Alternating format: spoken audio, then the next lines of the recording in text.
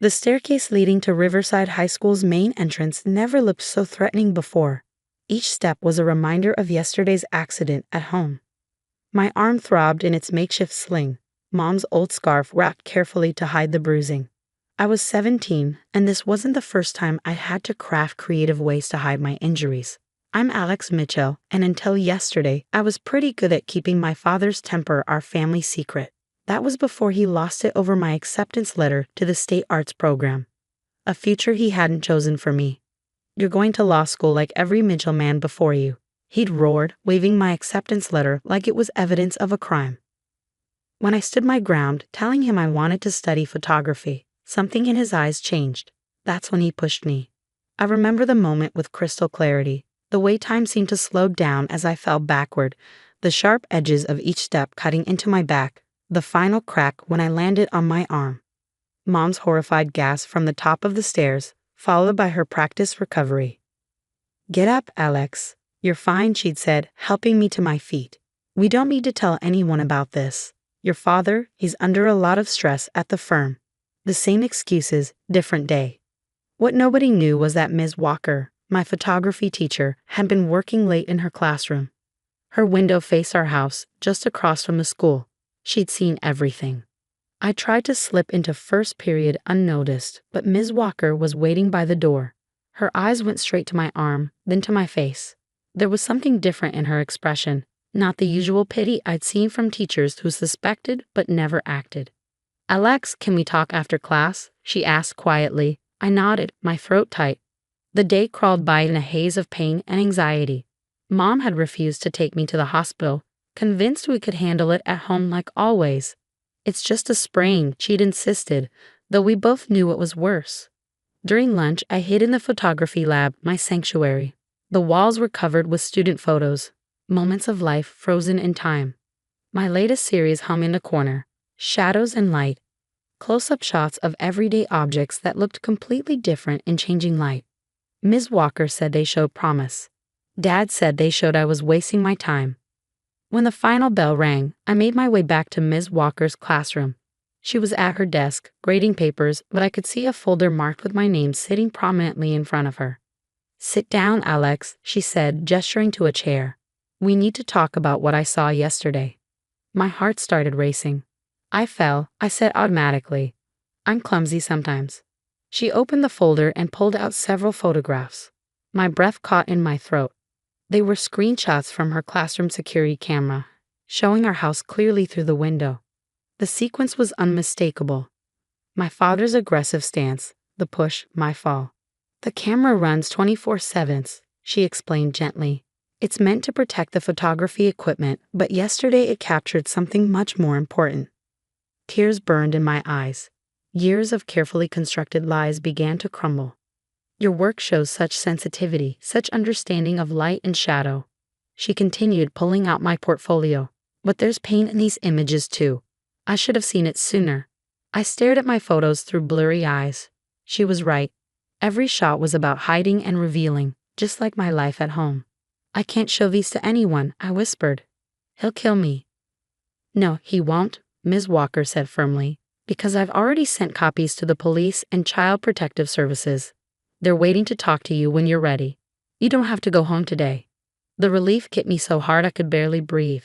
In photography, we talk about the decisive moment, that split second when everything aligns to create the perfect shot. This was my decisive moment. "What about my mom?" I asked. "She always covers for him." "There's help for her too," Ms. Walker assured me.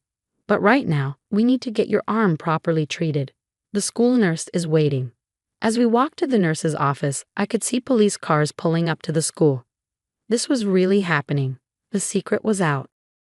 "Your father doesn't get to destroy your dreams, Alex," Ms. Walker said, stopping outside the nurse's door. "Your photography isn't just a hobby, it's your voice, and it's time for your voice to be heard." I touched my camera, still faithfully hanging around my neck despite everything. Through my lens, I learned to capture truth in its rawest form. Now, thanks to another camera and a teacher who refused to look away, my own truth was finally coming to light. The nurse's door opened and I saw concerned faces waiting inside. The nurse, a police officer, a social worker. This was the moment everything would change. "Ready?" Ms. Walker asked. I gripped my camera like a lifeline and nodded. For the first time in years, I was ready to step out of the shadows. The emergency room was a blur of x-rays, questions, and gentle hands treating my injuries.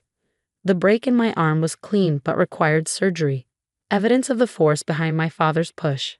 As the doctors worked, Ms. Walker stayed nearby, her presence a steady anchor in the chaos. Multiple healed fractures, I heard one doctor murmur while examining my x-rays. Years of abuse. Each old injury told its own story. The basketball accident that was really a shove into the garage wall. The skateboarding mishap that happened when I tried to run away. My mother arrived at the hospital, her perfectly applied makeup unable to hide her panic. "Alex, sweetie, you need to tell them the truth. You fell. You know how clumsy you can be." Her voice held that familiar pleading tone, the one that had kept me silent for years. But this time was different. I had proof. I had support. I had Ms. Walker standing beside me, holding a folder containing those damning photographs. "Mrs. Mitchell," the social worker intervened, "we need to talk about what happens next. Alex will be placed in temporary protective custody while we investigate." My mother's facade cracked. "You can't take my son. We're a respectable family. My husband is a partner at Mitchell and Associates. This is all a misunderstanding." "Is this a misunderstanding too?" Ms. Walker asked quietly, showing my mother the photographs. I watched as she sank into a chair, her carefully constructed world crumbling. "He promised he'd change," she whispered, more to herself than to us. After each time, he promised. The next few days passed in a whirlwind. I was placed with an emergency foster family, the Hendersons, who lived just blocks from school. They had a small photography studio in their basement where Mr. Henderson did portrait work. When he saw my portfolio, he immediately offered to mentor me. News of my father's arrest spread quickly through our small town.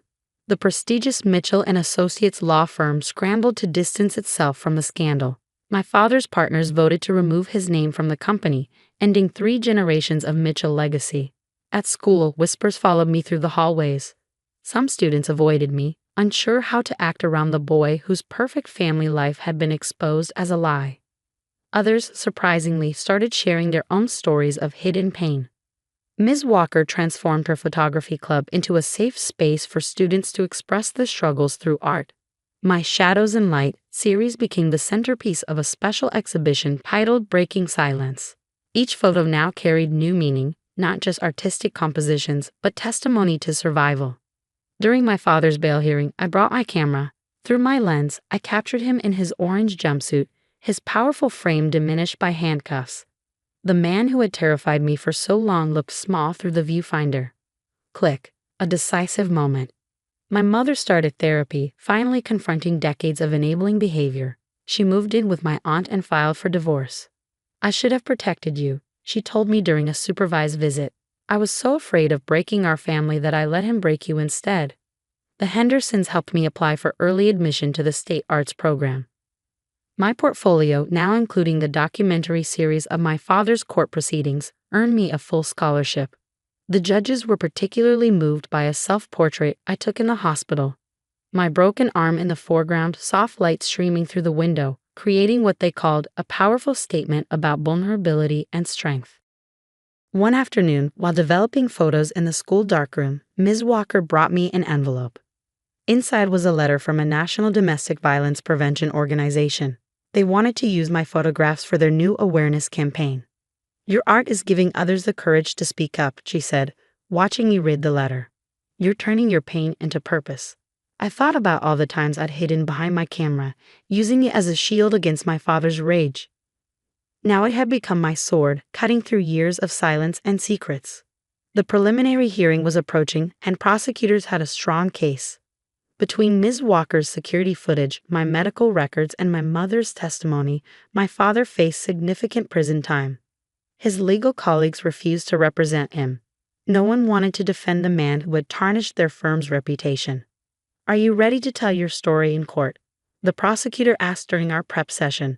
I lifted my camera, now free of the crack it had sustained during my fall. Through its repair, I had learned that broken things could be made stronger. "I've been telling my story through these pictures all along," I replied. "Now I'm ready for everyone to see the truth."